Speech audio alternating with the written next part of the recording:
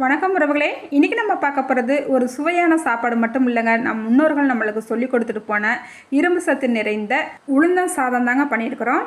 நாள்பட்ட இடுப்பு வலி, கைகால் வலியில் கஷ்டப்படுறவங்களா இருந்தால் மிஸ் பண்ணாமல் இந்த சாதத்தை அடிக்கடி செஞ்சு சாப்பிடுங்க.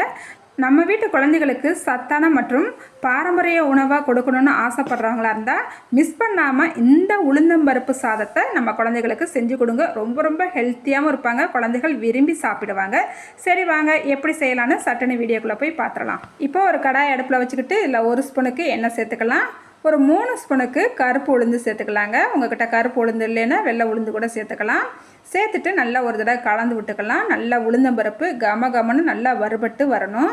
அடுத்து இது கூடவேவும் ஒரு 1/2 ஸ்பூனுக்கு கடலைப்பருப்பு, ஒரு 3 கொத்து கருவேப்பிலை, ஒரு 1/2 ஸ்பூனுக்கு சீரகம், 1/4 ஸ்பூன் மிளகு, ஒரு சுண்டக்காய் சைஸ்க்கு புளியும் சேர்த்துக்கலாங்க. சேர்த்துட்டு நல்லா இதை வாசனை வர வரைக்கும் வறுத்துக்கலாம். அடுப்பை சிம்மில் வச்சே வறுத்துக்கலாம்.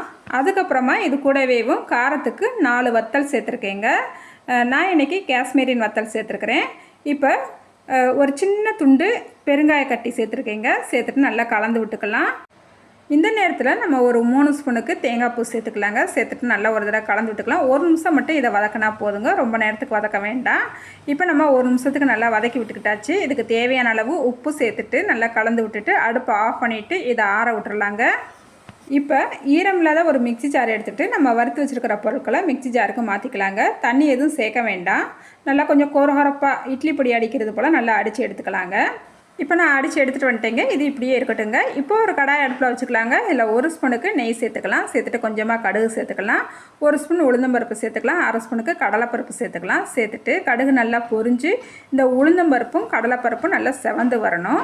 இப்போ உளுந்தம்பருப்பும் கடலைப்பருப்பும் நல்லா செவந்து வந்துருச்சு. கடுகு நல்லா வெடிச்சிருச்சுங்க. அதுக்கப்புறமா இது கூடவேவும் ஒரு கைப்பிடி அளவு கடலைப்பருப்பு சேர்த்துக்கலாங்க. சேர்த்துட்டு கொஞ்சமாக கருவேப்பிலையும் சேர்த்துக்கலாம். நான் இன்றைக்கி சேர்த்துருக்கிற கடலைப்பருப்பு வறுத்த வேர்க்கடலை தாங்க சேர்த்துருக்குறேன். நீங்கள் பச்சை வேர்க்கடலையாக சேர்த்துனீங்கன்னா கூட கொஞ்சம் நேரத்துக்கு எண்ணெயிலேயே நல்லா வறுத்து எடுத்துக்கோங்க. அதுக்கப்புறமா நம்ம அரைச்சி வச்சுருக்கோம் இல்லையா, அதை சேர்த்துக்கலாங்க. சேர்த்துட்டு நல்லா எண்ணெயிலேயவும் ஒரு தடவை நல்லா கலந்து விட்டுக்கலாம். நல்லா வாசனை கம கமன்னு வருதுங்க. நம்ம இன்றைக்கி 2 பேருக்கு இந்த உளுந்த சாதம் பண்ணிக்கிற போகிறோம். சாதத்தை நல்லா பொழு பொழுன்னு வடித்து எடுத்து வச்சுருக்கிறேன். இப்போ இந்த சாதத்தை சேர்த்துக்கலாங்க. சேர்த்துட்டு நல்லா கலந்து விட்டுக்கலாம். இந்த மசாலா பொருட்கள்லாம் வறுக்கும் போதையும் நம்ம உப்பு சேர்த்துக்கிட்டோம். சாதத்தை வடித்து எடுக்கும் போதையும் உப்பு சேர்த்துக்கிட்டோம். அதனால் கரெக்டாக இருக்குங்க உப்பு. இப்போ சாதத்தை சேர்த்துட்டு ஒரு 2 நிமிஷத்துக்கு கலந்து விட்டுட்டு அடுப்பை ஆஃப் பண்ணிக்கலாங்க. நம்மளுக்கு உளுந்தம் சாதம் சும்மா கமகமன்னு செம்ம டேஸ்ட்டாக ரெடி ஆகிடுச்சுங்க. இந்த உளுந்த சாதத்தை 5 நிமிஷத்தில் சட்டுன்னு ரெடி பண்ணிடலாங்க. பெரியவங்கலேருந்து சின்னவங்க வரைக்கும் எல்லாருமே விரும்பி சாப்பிடுவாங்க. ரொம்ப ஹெல்த்தியான ஒரு சாதம் கூட சொல்லலாங்க.